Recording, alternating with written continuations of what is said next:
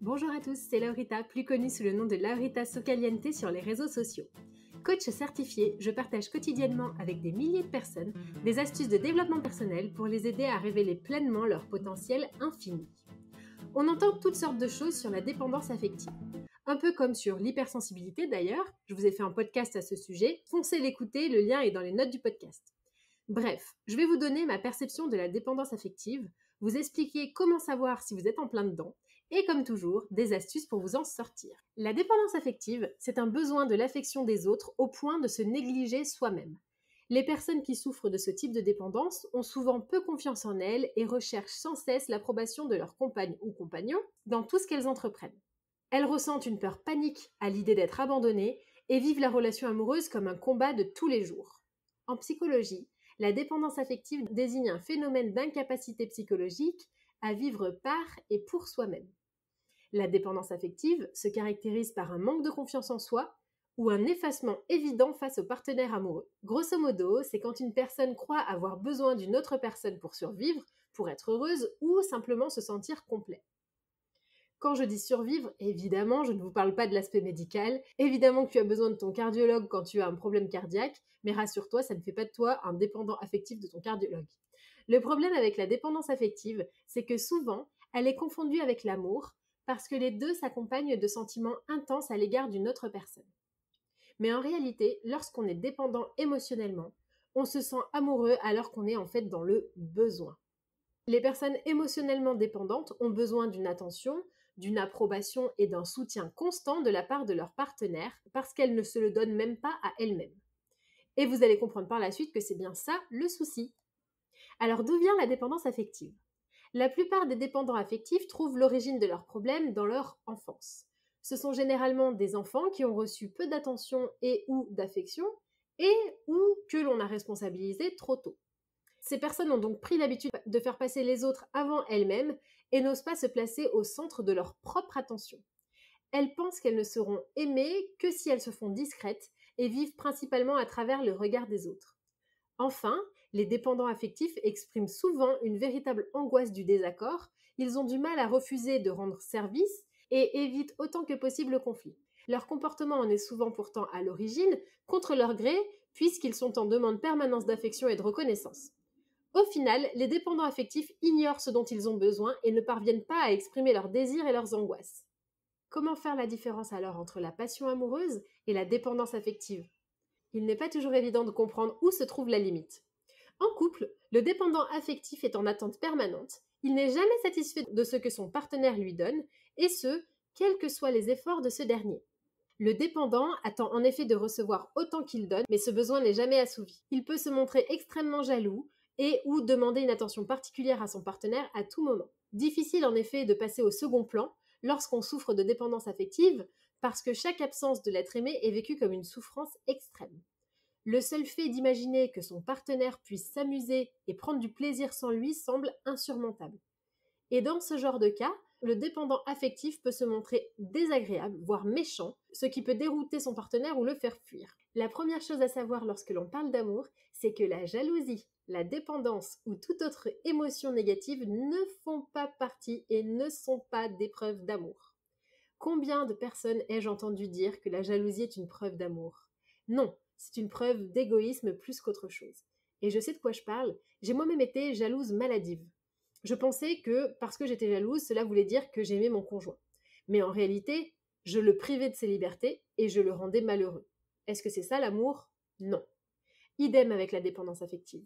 De prime abord, on pourrait penser que de se dire « j'ai besoin de toi » est une preuve d'amour. Alors oui, sur papier, comme ça, c'est mignon. Mais en réalité, d'une part, c'est faux, et de deux, c'est nullement une preuve d'amour. Dire à quelqu'un que l'on a besoin de lui pour vivre, c'est hyper fort, et cela lui met une responsabilité énorme sur les épaules. Vous imaginez si quelqu'un vous disait « je ne peux pas vivre littéralement sans toi »?« Sans toi, je meurs ?» Parce qu'en fait, c'est clairement ce que ça signifie « j'ai besoin de toi pour vivre ». Et je vais sûrement vous bousculer un petit peu pour certains, mais bon, je ne suis pas là pour avoir des discours mielleux et vous dire ce que vous souhaitez entendre, je suis là pour vous donner des axes de réflexion qui vous pousseront à grandir. Donc, dire que l'on a besoin de l'autre, c'est faux, comme je vous le disais. Vos fonctions vitales ne vont pas s'arrêter juste parce que cette personne part, vous quitte ou n'est plus avec vous. Vous allez vivre. Alors c'est dur, c'est rationnel, c'est froid et distant, et pourtant, si vous avez suivi l'épisode sur les chakras, vous savez que de dire ça, c'est perdre en authenticité et c'est surtout dérégler ses centres énergétiques parce que finalement c'est un mensonge et donc vous vous mentez à vous-même. Les réels besoins que nous avons, ce sont manger, dormir, respirer, etc. Bref, les fonctions vitales dont notre corps est doté. Le reste, c'est seulement des fautes de langage. Et par souci d'honnêteté, même si c'est dur, il est important d'admettre qu'on a besoin de personne pour vivre. Maintenant, il se peut que l'on pense « sans toi, ma vie n'est pas aussi bien » ou « sans toi, je suis malheureux ». Ça, c'est autre chose. Et c'est justement ce que la plupart des dépendants affectifs pensent à tort. Petit aparté, pour être heureux à deux, il faut d'abord être heureux soi-même. Compter sur l'autre pour vous rendre heureux, c'est voué à l'échec parce que le bonheur, ça se trouve d'abord à l'intérieur. Alors maintenant que les bases sont posées, comment savoir si vous êtes dépendant affectif ? Donc le dépendant affectif vit mal les séparations, il redoute d'être abandonné à la moindre turbulence relationnelle, et ma coach m'a dit un jour qu'être abandonné, c'est le langage des enfants. Un enfant, en effet, peut être abandonné puisqu'il a besoin littéralement de nous pour vivre. Si vous l'abandonnez, il meurt. Et elle m'a expliqué qu'on n'abandonne pas un adulte, et j'ai trouvé ça assez vrai. On n'abandonne pas un adulte, on le quitte. Donc voici quelques critères qui peuvent vous mettre la puce à l'oreille. Peut-être que vous avez du mal à prendre des décisions sans conseil ou validation d'un tiers. Peut-être craignez-vous ou évitez-vous tout désaccord avec vos interlocuteurs. Peut-être que vous avez du mal à démarrer des projets ou à faire des choses par vous-même. Peut-être encore que vous vous sentez anxieux à l'idée d'être seul. Est-ce que vous vous sentez obligé de satisfaire les demandes et les besoins d'autrui ? Avez-vous besoin de l'approbation et du réconfort des autres ? Êtes-vous capable ou pas de dire non et de poser vos propres limites ? Si vous vous êtes reconnu dans au moins quelques-unes de ces affirmations, vous pouvez considérer que vous avez une tendance à la dépendance.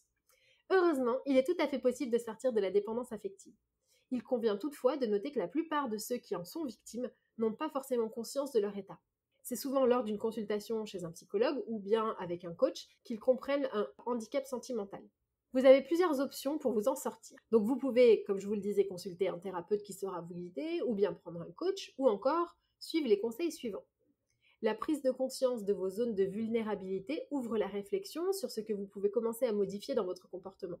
Donc vous pouvez prendre au quotidien des initiatives sans demander l'aval de personne. Vous pouvez également vous donner un temps de réflexion avant de vous engager à accorder du temps ou de l'aide ou de l'argent.